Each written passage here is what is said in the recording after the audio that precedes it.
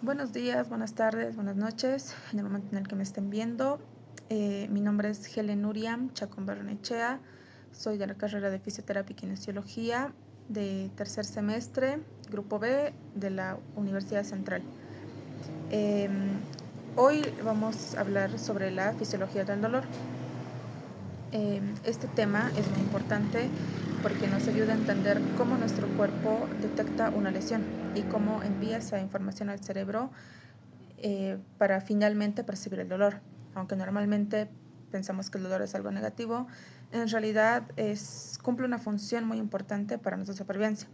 Gracias al dolor podemos identificar situaciones que representan un peligro para nuestro cuerpo y reaccionar a tiempo para evitar lesiones mayores. Por ejemplo, si tocamos accidentalmente algo muy caliente, sentimos dolor y retiramos la mano de inmediato. Sin este mecanismo de protección podríamos sufrir daños mucho más graves. Ahora bien, ¿qué es el dolor?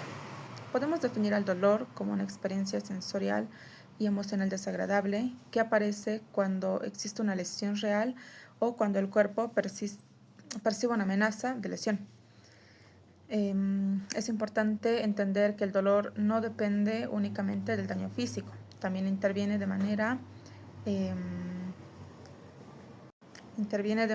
en que nuestro cerebro interpreta las señales que recibe.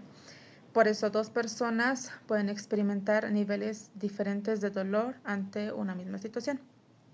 La función principal del dolor es protegernos, actúa como una alarma biológica que nos avisa cuando algo no está funcionando correctamente o cuando existe el riesgo para los tejidos. Ahora bien, tenemos a los estímulos nocivos. El dolor comienza cuando el organismo detecta estímulos que pueden causar daños. Estos reciben el nombre de estímulos nocivos. Entre los más frecuentes encontramos los golpes, cortes, quemaduras, inflamaciones, presión excesiva sobre los tejidos y en algunas sustancias químicas que se liberan durante una lesión. Cuando cualquiera de estos estímulos supera cierto nivel o umbral, se activan unos receptores especializados llamados nociceptores. Ahora bien, ¿qué son los nociceptores? Los nociceptores son receptores encargados de detectar el dolor. Se encuentran distribuidos en muchas partes del cuerpo, como la piel, los músculos, las articulaciones, los huesos, las paredes de los vasos sanguíneos y también en algunos órganos internos. Su función es vigilar constantemente el estado de los tejidos y detectar cualquier situación que pueda representar una amenaza. Pasando a lo siguiente, tenemos a los tipos de nociceptores. No todos los nociceptores responden ante los mismos estímulos. Existen tres tipos. Los nociceptores mecánicos, que se activan ante golpes, cortes, presiones intensas o deformación de tejidos. También están los nociceptores térmicos, que responden a temperaturas extremas, tanto como puede ser el calor intenso o el frío extremo. Y por último encontramos a los nociceptores químicos, que reaccionan ante sustancias liberadas durante una lesión, como la branicinina, la histamina, la serotonina, los ácidos o el potasio. Bien, ahora hablamos de la transducción del dolor. Una vez que los nociceptores detectan un estímulo dañino, ocurre un proceso llamado transducción. Este proceso consiste en transformar esa energía producida por el estímulo, ya sea mecánica, térmica o química, en señales eléctricas capaces de viajar por las neuronas. En otras palabras, es un mecanismo mediante el cual una lesión física se convierte en información nerviosa que el sistema nervioso puede interpretar. Como siguiente punto, tenemos a los neurotransmisores del dolor. Cuando la información dolorosa llega a la médula espinal, intervienen distintas sustancias químicas llamadas neurotransmisores.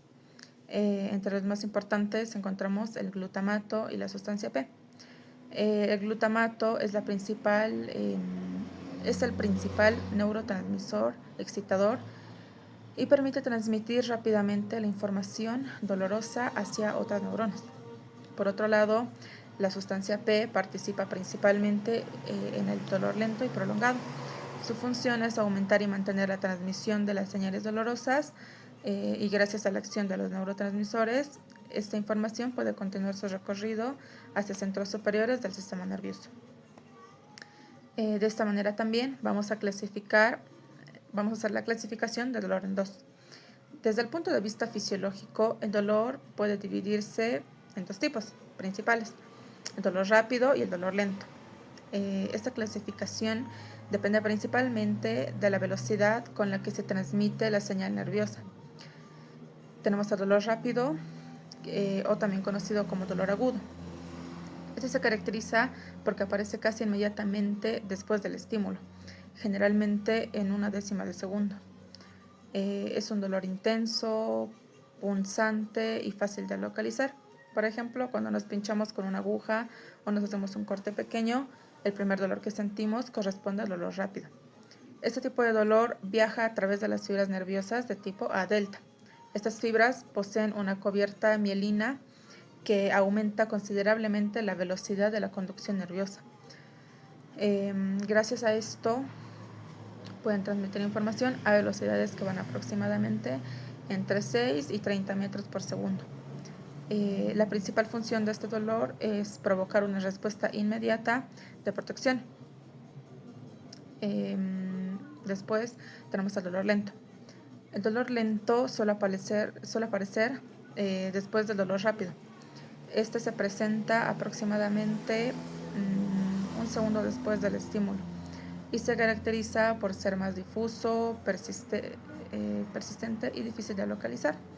Muchas veces se describe como una sensación quemante, pulsátil o profunda y se relaciona con inflamaciones, lesiones externas y enfermedades crónicas. La transmisión del dolor lento ocurre a través de las fibras de tipo C. Estas no poseen mielina y por lo que conducen el impulso mucho más lento. Debido a esta velocidad reducida, el dolor puede mantenerse durante periodos prolongados. Ahora bien, tenemos dos vías que son la vía neoespinotalámica y la vía paleoespinotalámica. La vía neoespinotalámica es la principal vía encargada de transmitir el dolor rápido. Todo comienza cuando los nociceptores detectan el estímulo dañino y la información llega primero al ganglio de la raíz dorsal, luego entra en la médula espinal. Posteriormente hace sinapsis en determinadas láminas de la médula, donde hace una decusación y cruza al lado opuesto, y asciende por el sistema anterolateral hasta llegar al tálamo. Finalmente, la información alcanza la corteza somatosensorial, donde el cerebro identifica exactamente dónde se encuentra este dolor. Gracias a esta vía podemos localizar con precisión la zona afectada. Luego tenemos a la vía paleoespinotalámica. Esta vía transmite principalmente el dolor lento y crónico. A diferencia de la vía anterior, esta establece múltiples conexiones con estructuras relacionadas con las emociones y la atención. Entre ellos encontramos la formación reticular, que es la sustancia gris periacueductal, el sistema límbico y el tálamo. Por esta razón, el dolor crónico suele generar cansancio, irritabilidad, ansiedad o alteraciones emocionales.